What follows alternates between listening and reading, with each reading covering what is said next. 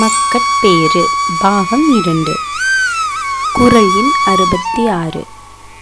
குழலினிது யாழினிது என்ப தம் மக்கள் மழலைச்சொல் கேளாதவர்.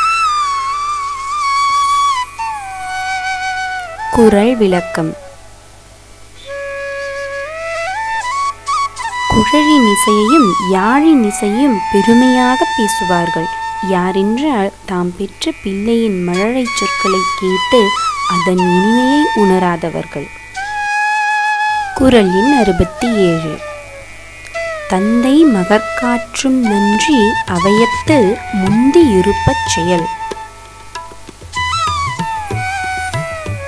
குறள் விளக்கம்.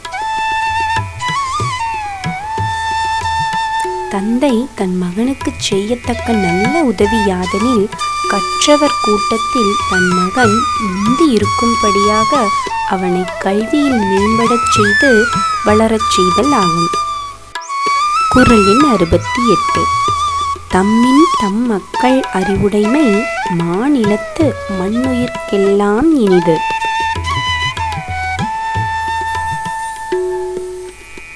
குறள் விளக்கம்.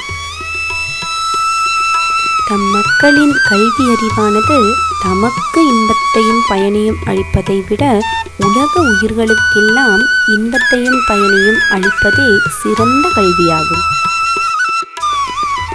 குறள் எண் 69. ஈன்ற பொழுதின் பெரிதுவக்கும் தன் மகனை சான்றோன் எனக் கேட்ட தாய். குறள் விளக்கம். தாயானவள் தன் குழந்தையை பெற்ற அக்கணத்தை காட்டிலும் மிகுந்த மகிழ்ச்சி கொள்வாள். எப்போதென்றால் தன் மகனை நற்பண்பு நிறைந்தவன் என பிறர் சொல்ல தான் கேட்கும் பொழுது. குறள் எண் 70. மகன் தந்தை காற்றும் உதவி இவன் தந்தை என்னோற்றான் கொள்ளெனும் சொல். குறள் விளக்கம். ஒரு பிள்ளை தன் தந்தைக்கு செய்யத்தக்க கைமாறு என்னவென்றால் இவனை பெறுவதற்கு இவன் தந்தை என்ன தவம் செய்தானோ என்று பிறர் புகழ்ந்து சொல்லும் சொல்லே ஆகும்.